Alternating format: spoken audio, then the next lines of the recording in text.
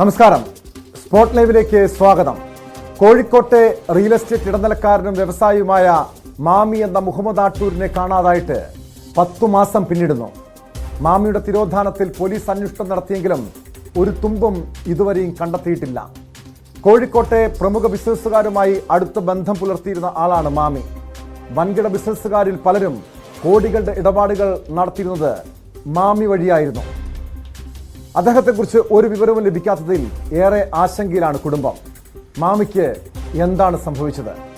വിശദമായി പരിശോധിക്കുകയാണ് spot live. MS Aneesh Kumar ചേരുന്നുണ്ട് കോഴിക്കോട്. അനീഷിനൊപ്പം മാമിയുടെ കുടുംബാംഗങ്ങൾ ഉണ്ടെന്നാണ് മനസ്സിലാക്കുന്നത്. അനീഷ്, ഈ മാമിയെ, കോഴിക്കോട്ടെ വ്യവസായികളുമായി വലിയ ബന്ധമുള്ള റിയൽ എസ്റ്റേറ്റ് ഇടനിലക്കാരനായ മാമിയെ കാണാതായി 10 മാസം കഴിഞ്ഞിട്ടും ഒരു വിവരവുമില്ല. മാമി എവിടെയാണെന്ന് കണ്ടെത്താൻ പോലീസിന് കഴിഞ്ഞിട്ടില്ല. ഈ പോലീസിന്റെ അന്വേഷണത്തിൽ കുടുംബാംഗങ്ങൾക്ക് തൃപ്തിയുണ്ടോ? എന്താണ് അവരുടെ ആവശ്യം? മറ്റ് ഏതെങ്കിലും ഏജൻസികൾ മാമിയുടെ തിരോധാന കേസ് അന്വേഷിക്കണമെന്നൊരു ആവശ്യം അവർ ഉയർത്തുന്നുണ്ടോ? അനീഷ്,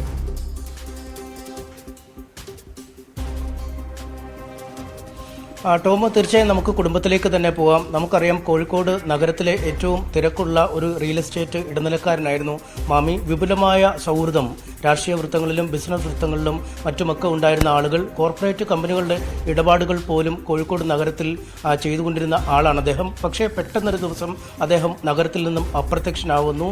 ഇത്രയും തിരക്ക് പിടിച്ച ഒരാൾ അപ്രത്യക്ഷനായിട്ടും അതേക്കുറിച്ചുള്ള പോലീസ് അന്വേഷണം ഇപ്പോഴും എങ്ങുമെത്താത്ത അവസ്ഥയിൽ കുടുംബം നിരന്തരം പരാതികളും നിവേദനങ്ങളും ഒക്കെയായി അധികൃതരെ സമീപിക്കുമ്പോഴും ഒരു ഉത്തരം ലഭിക്കാത്ത ഒരു ചോദ്യമായി ഇപ്പോഴും അദ്ദേഹത്തിന്റെ തിരോധാനം നിൽക്കുകയാണ്. നമുക്കറിയാം, കൊച്ചി പോലുള്ള വലിയ നഗരങ്ങളിൽ ഈ കൊട്ടേഷൻ ഇടപാടുകളും ഗുണ്ട ഇടപാടുകളും ഒക്കെ പതിവാണ്. ഇത്തരം തട്ടിക്കൊണ്ടുപോക്കലുകൾ പതിവാണ്. ഒപ്പം ഈ കുഴൽപ്പണ ഇടപാടുകളും ഒക്കെയായി ബന്ധപ്പെട്ട ആളുകളെ തട്ടിക്കൊണ്ടുപോകുന്നതും പിന്നീട് മോചിപ്പിക്കുന്നതും ഒക്കെ നമ്മൾ കണ്ടിട്ടുണ്ട്. പക്ഷേ ഇത്രയധികം തിരക്കുള്ള, ഇത്രയധികം വിപുലമായ സുഹൃത്ത് വലയമുള്ള ഒരാൾ അപ്രത്യക്ഷനായി ഇത്ര നാൾ കഴിയുമ്പോഴും ഒരു തരത്തിലുമുള്ള അന്വേഷണ പുരോഗതി ഇക്കാര്യത്തിൽ ഉണ്ടാകുന്നില്ല. കുടുംബത്തിന് കൃത്യമായ അതൃപ്തി ഇക്കാര്യത്തിൽ ഉണ്ട് തന്നെ. നമുക്ക് അദ്ദേഹത്തിന്റെ ഭാര്യയും മക്കളുമൊക്കെ ഇപ്പോൾ നമുക്കൊപ്പമുണ്ട്. അവരോട് തന്നെ ആ കാര്യങ്ങൾ ചോദിക്കാം. എന്താണ് ശരിക്കും അന്ന് സംഭവിച്ചത്? അദ്ദേഹത്തിന്റെ കാണാതായ ദിവസവും ആ സമയത്തും ഉണ്ടായ സംഭവങ്ങൾ എങ്ങനെയാണ്? 2023 ഓഗസ്റ്റ് 21 രാവിലെ എന്നും പതിവ് പോലെ പോകുന്നത് പോലെയാണ് ഹസ്ബൻഡ് പോയത്. പക്ഷേ പോയി കഴിഞ്ഞതിന് ശേഷം എപ്പോഴും നമ്മളിങ്ങനെ കോണ്ടാക്റ്റ് ഉണ്ട്. പോയി കഴിഞ്ഞ ശേഷം അന്ന് പിന്നെ 21 തിങ്കളാഴ്ച 3 പ്രാവശ്യം എന്നെ കോണ്ടാക്ട് ചെയ്തിട്ടുണ്ട്. കാരണം ഇവിടെ ഒരു ഗസ്റ്റ് വരുന്നു പറഞ്ഞത് കൊണ്ട് അതെന്തായി എന്നറിയാനാണ് ഈ വിളിക്കുന്നത്. അപ്പോൾ അതിന് വേണ്ടി അവർക്ക് വേണ്ടി കൊടുക്കേണ്ട എല്ലാ കാര്യങ്ങളും എല്ലാം റെഡിയായോ എന്നറിയാനാണ് ഈ വിളിക്കുന്നത്. അങ്ങനെ പിന്നെ 11 മണിക്ക് വിളിച്ച്, 2 മണിക്ക് വിളിച്ചു, പിന്നെ 4 മണിക്കും എന്നെ വിളിച്ചിട്ടുണ്ട്. പിന്നെ ഈ ഗസ്റ്റുകളെല്ലാം ഉമ്മ ഉണ്ടല്ലോ ഇവിടെ, വയസ്സായ ഉമ്മയുള്ളത് കൊണ്ട് ഉമ്മാനെ കാണാൻ വേണ്ടിയിട്ടാണ് ഇവർ വരുന്നത്. അപ്പോൾ അതറിയാൻ വേണ്ടി ഒരു 6 പിന്നെ ഇദ്ദേഹം എത്തിയില്ല. അപ്പോൾ എത്തിക്കഴിഞ്ഞപ്പോൾ പിന്നെ ഒരു 6:50 ഞാൻ അങ്ങോട്ട് വിളിച്ചപ്പോൾ പറഞ്ഞു, സോറി അവരൊക്കെ വന്നോ, എനിക്ക് തിരക്കാണ്, എനിക്ക് എത്താൻ കഴിഞ്ഞില്ല എന്ന് പറഞ്ഞു. അതിനുശേഷം വീണ്ടും പിന്നെ 7 മണിയാകുമ്പോൾ ഞാൻ ഈ ഗസ്റ്റുകൾ ഇവിടെ വന്നിരുന്നിട്ടില്ല, പിന്നെ ഫോട്ടോസൊക്കെ ഇട്ട് കൊടുത്തപ്പോൾ ചോദിച്ച്, അല്ലോ സോറി കേട്ടോ, എല്ലാവരും എത്തി, എനിക്ക് എത്താൻ കഴിഞ്ഞില്ല എന്ന് പറഞ്ഞ് ഞാൻ പിന്നെ എത്താൻ ലേറ്റ് ആവട്ടോ എന്ന് പറഞ്ഞു. സാധാരണ അങ്ങനെ പറയുന്നതാണ്, ലേറ്റ് ആവട്ടോ എന്ന് പറഞ്ഞ്.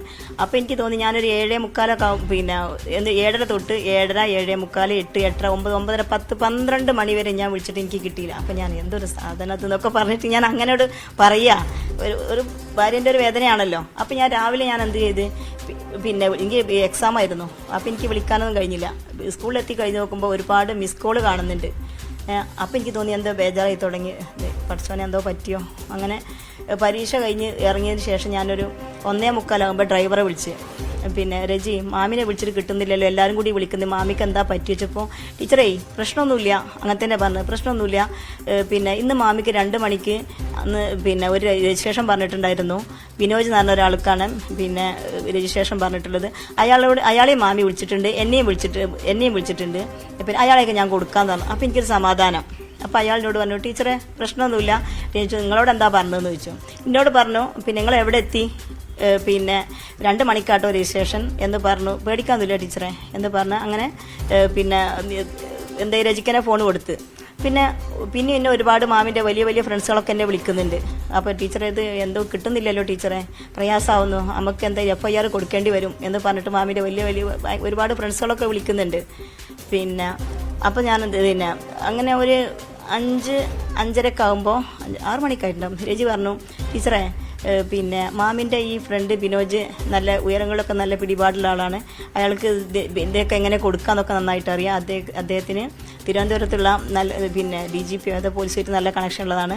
അദ്ദേഹത്തോട് സംസാരിച്ച് നമുക്ക് ഇതിൻ്റെ കാര്യങ്ങൾ ചെയ്യാം. അതുകൊണ്ട് ടീച്ചറെ ഫോണിൽ നിന്ന് പിന്നെ ഒരു മെയില് പിന്നെ ബിനോജിന് വിടണം എന്ന് രജിയാണ് എന്നെ പറഞ്ഞ് വിളിക്കുന്നത്.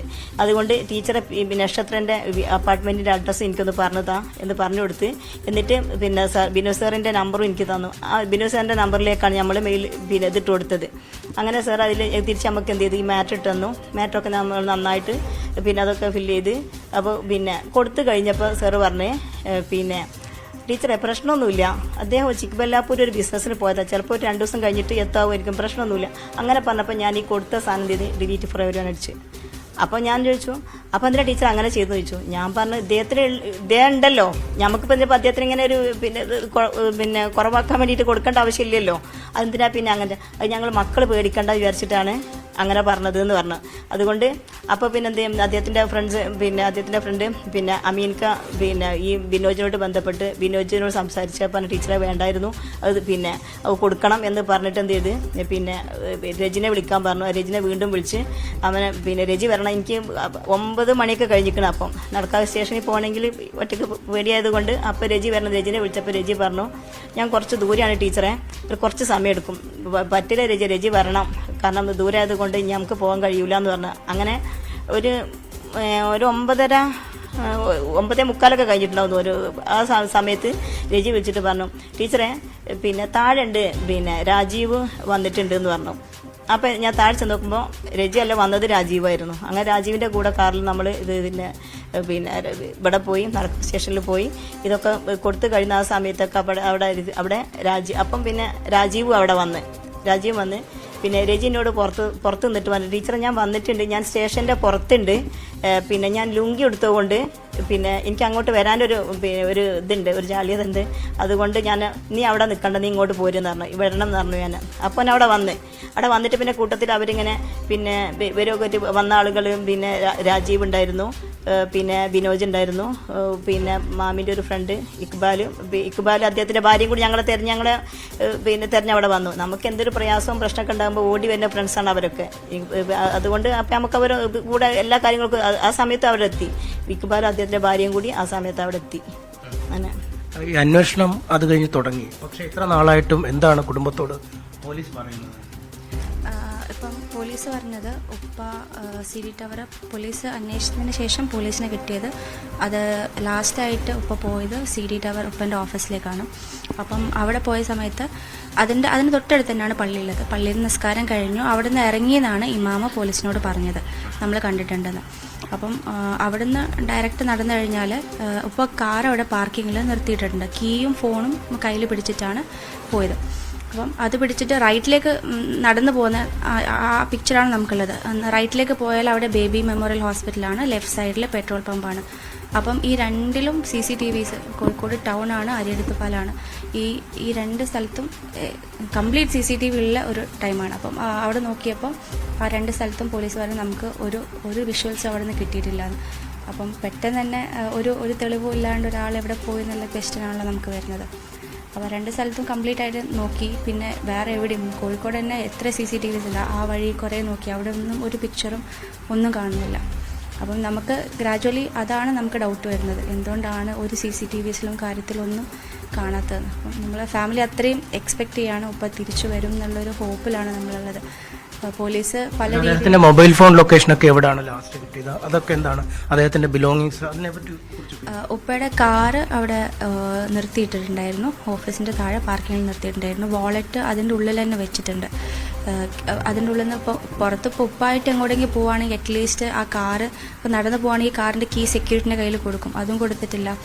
കാറിൽ നിന്ന് വാളറ്റും എടുത്തിട്ടില്ല. അപ്പം ആ ഫോണും ജസ്റ്റ് ആ കീയും നമ്മൾ പള്ളിയിൽ നിന്ന് ഇറങ്ങി ഒരാൾ കാണാൻ പോകുന്ന പോലെ പുറത്ത് CD ടവറിൻ്റെ പുറത്ത് ആരെങ്കിലും വെയിറ്റ് ചെയ്യുന്നുണ്ടാവും, ചിലപ്പോൾ അങ്ങനെ കാണാൻ വേണ്ടി പോയതായിരിക്കും.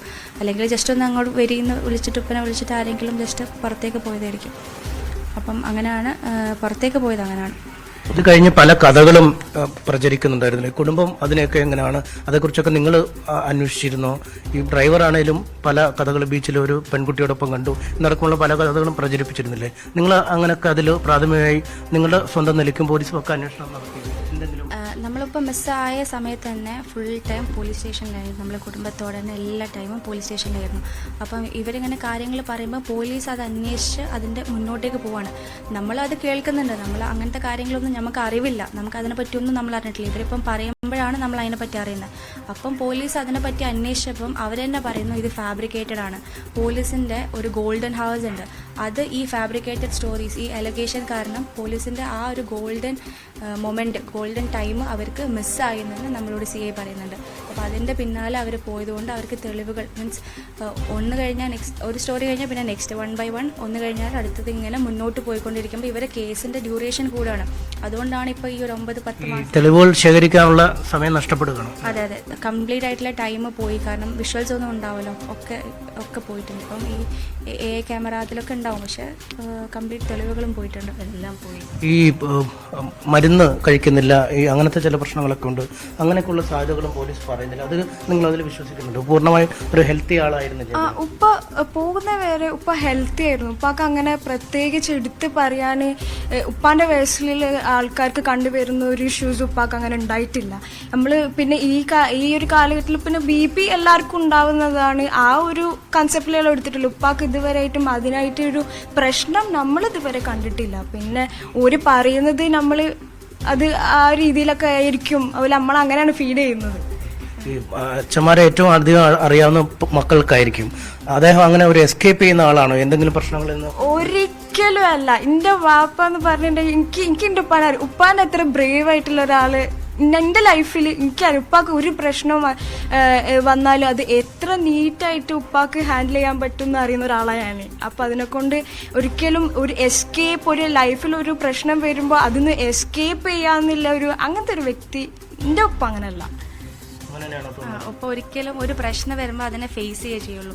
ഉപ്പൻ്റെ കൂടെ ഉള്ള ഫ്രണ്ട്സ് അവരെന്തെങ്കിലും പ്രശ്നമാണെങ്കിൽ ഉപ്പ പോവും തീർക്കാൻ വേണ്ടിയിട്ട്. അവരെ ഇപ്പോഴും പറയുന്നുണ്ട്, ഫ്രണ്ട്സ് ഇപ്പോഴും പറയാം നമുക്കൊരു പ്രശ്നം വന്നാൽ ഉപ്പയാണ് ഉണ്ടാവാറ്. അപ്പം ഉപ്പ ഇപ്പം മിസ്സിങ് ആകുമ്പോൾ ഒരിക്കലും ഉപ്പ മാറി നിൽക്കുന്ന ഒരാളെ അല്ല. നമുക്ക് എല്ലാവർക്കും ഫാമിലി അത്രയും ഉറപ്പിച്ച് പറയാം. ഫാമിലി നല്ല ഫ്രണ്ട്സും എല്ലാവർക്കും അറിയാം. സഹോദരനാണ്. ഈ വലിയ മത്സരമുള്ള ഒരു മേഖലയാണ് ഈ റിയൽ എസ്റ്റേറ്റ്. കോഴിക്കോട് നഗരത്തിലേക്ക് നമുക്കറിയാം, ഇവിടുത്തെ ഏറ്റവും അധികം ഇടപാടുകൾ നടത്തിയിരുന്ന ആളുമാണ്. അത്തരത്തിൽ ബിസിനസ് പരമായ എന്തെങ്കിലും എതിരാളികളുണ്ടോ? എന്താണ് കുടുംബത്തിൻ്റെ ഒരു അങ്ങനത്തെ ഒരു അഭിപ്രായം ഞങ്ങൾക്കില്ല. അതായത് ബിസിനസ് കൂടുതൽ കോഴിക്കോട് സിറ്റിയിൽ നമ്പർ 1 ആണ് ബിസിനസ് ചെയ്യുന്നത്. അപ്പം എതിരാളികളുണ്ടോ എന്ന് വെച്ചാൽ ബിസിനസ്സിൻ്റെ കൂടുതൽ കാര്യങ്ങൾ ഞങ്ങൾ ഫാമിലിയായിട്ട് ഡിസ്കസ് ചെയ്യാത്തതുകൊണ്ട് അതിനെപ്പറ്റി ഞങ്ങൾക്ക് അറിയില്ല. പക്ഷേ എങ്കിലും അങ്ങനത്തെ ഒരു എതിരാളികളുള്ളതായിട്ട് ഞങ്ങൾക്ക് അറിവില്ല, ചാൻസും ഇല്ല. ഇടയ്ക്ക് എന്തെങ്കിലും ഇല്ല, ഡീലുകൾ നടന്നിട്ടുണ്ട്, പക്ഷെ അതെല്ലാം നല്ല രീതിയിലാണ് ചെയ്തിട്ടുണ്ടെന്നാണ് കേട്ടിട്ടുള്ളത്. അങ്ങനത്തെ ഒരു പ്രശ്നങ്ങളായിട്ടുള്ള ഡീലിംഗും ചെയ്തിട്ടില്ല. ഈ പോലീസ് അന്വേഷിക്കുന്നു എന്ന് പറയുന്നതേ ഉള്ളൂ, അല്ലെങ്കിൽ നിങ്ങൾ ചോദിക്കുമ്പോൾ എന്താണ്? ഞങ്ങൾ 2 ആഴ്ച കൂടുന്ന സമയത്ത് നമ്മൾ എല്ലാവരും വൈഫും കുട്ടികളും അനിയനും കുറച്ച് ഫ്രണ്ട്സും എല്ലാവരും തന്നെ പോകുന്നുണ്ട് 2 ആഴ്ച കൂടുമ്പം. ഈയിടെയായിട്ട് ആദ്യത്തെ ഒരു 2-3 മാസം ബ്രദറും കുറച്ച് ആൾക്കാരും മൊത്തം പോലീസ് സ്റ്റേഷനിലായിരുന്നു, രാവും പകലും ഒക്കെ. അവരുടെ കൂടെ അന്വേഷണത്തിന് എല്ലാം സപ്പോർട്ടും ചെയ്തുകൊണ്ട് കൂടെ നടക്കണ്ടായിരുന്നു. അത് കഴിഞ്ഞ് എന്ത് ചെയ്തു, 2-3 മാസം കഴിഞ്ഞതിന് ശേഷം എന്ത് ചെയ്തു, നമ്മൾ 2 ആഴ്ച കൂടുന്ന സമയത്ത് ഫാമിലി മൊത്തം പോകും. ഇടയ്ക്ക് ബ്രദറും കാര്യങ്ങളൊക്കെ ഒന്നിടവിട്ട് പോകും. ആ സമയത്തൊക്കെ ഞങ്ങൾക്ക് കിട്ടുന്നത് എന്താ, ഈ അടുത്ത ദിവസം ഒരു 10 ദിവസം ഗ്യാപ്പിൽ നമുക്ക് എന്തെങ്കിലും ഒരു പോസിറ്റീവ് റിസൾട്ട് കിട്ടും. നമ്മൾ അന്വേഷിച്ചുകൊണ്ടിരിക്കുകയാണ്, ടവഡമ്പ് കിട്ടുന്നുണ്ട്, അപ്പോൾ ഒരു 10 ദിവസത്തിൻ്റെ ഉള്ളിൽ നമുക്ക് എന്തെങ്കിലും കിട്ടുമെന്ന് പറഞ്ഞാണ് ഇത്രയും ഈ 9 മാസവും എന്ത് ചെയ്യുന്നത്. നമ്മളിങ്ങനെ ഹയർ ലെവലിലേക്കൊന്നും പോകാതിരിക്കാനുള്ള കാരണം തന്നെ ഈ നെക്സ്റ്റ് വീക്ക് അല്ലെങ്കിൽ വിത്തിൻ 10 days നമുക്കൊരു അപ്ഡേറ്റ് കിട്ടും, പോസിറ്റീവായിട്ടുള്ള റിസൾട്ട് കിട്ടും എന്നുള്ളത് കൊണ്ടാണ് നമ്മൾ എന്ത് ചെയ്ത് മുന്നോട്ടൊന്നും പോവാതിരുന്നത്. അപ്പോൾ ഇനി ഏതായാലും ഈ 9 മാസം കഴിഞ്ഞു. അപ്പോൾ നമ്മൾ ഒരാളെ ലൈഫിൽ ഏറ്റവും വലിയ പരീക്ഷണം എന്ന് പറയുന്നത് നമ്മൾ വിചാരിക്കുന്നത് മരണമെന്നാണ്. ശരിക്കും ഈ മരണത്തിനപ്പുറത്തുള്ള ഒരു സംഭവമാണ് ഒരാൾ മിസ്സാവുക എന്ന് പറയുന്നത്. ആ ട്രോമ നമ്മൾ അനുഭവിക്കാൻ തുടങ്ങിയിട്ട് ഇപ്പം 9 മാസം കഴിഞ്ഞു, 10-ാം മാസമായി. അപ്പം ആളുണ്ടോ ഇല്ലയോ, ഇല്ലെങ്കിൽ നമ്മളായിട്ട് ചെയ്യേണ്ട കുറേ കാര്യങ്ങളുണ്ട്. അതൊന്നും ചെയ്യാൻ പറ്റാത്ത, അതുണ്ടോ ഇല്ലയോ എന്നറിയാത്ത വേദന ഫാമിലീൻ്റെ അത് ഒരാൾ അനുഭവിച്ചാൽ മാത്രമേ മനസ്സിലാവൂ. ആ ട്രോമയിലാണ് ഈ ഫാമിലി ഇപ്പം നിൽക്കുന്നത്. അപ്പോൾ അറ്റ് പ്രസൻറ്റ് ഈ അന്വേഷണം പോരാ, നമുക്ക് ഹയർ ലെവലിൽ പോയിട്ട് മാമിക്കൊക്കെ എന്ത് പറ്റിയെന്നുള്ളത് തീർച്ചയായിട്ടും ഞങ്ങൾ അറിഞ്ഞണം. ഞങ്ങൾക്ക് അവകാശം ഉണ്ടായി ശരിക്കും അറിയാൻ വേണ്ടി കൊണ്ട്.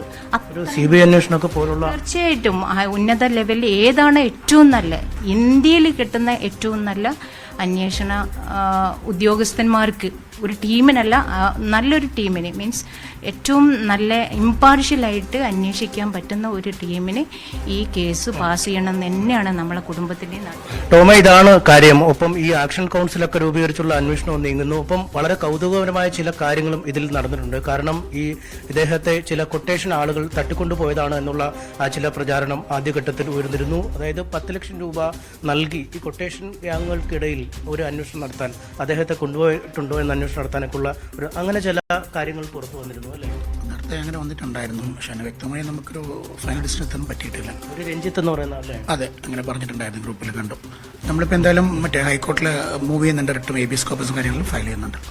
ടോമ, ഇതാണ് അവസ്ഥ. എന്തായാലും അന്വേഷണം ഇനിയുമെങ്കിലും ഊർജിതമാവും, അല്ലെങ്കിൽ ഉപരി അന്വേഷണത്തിനുള്ള ഒരു ശ്രമത്തിലാണ് ഇപ്പോൾ ഈ കുടുംബം.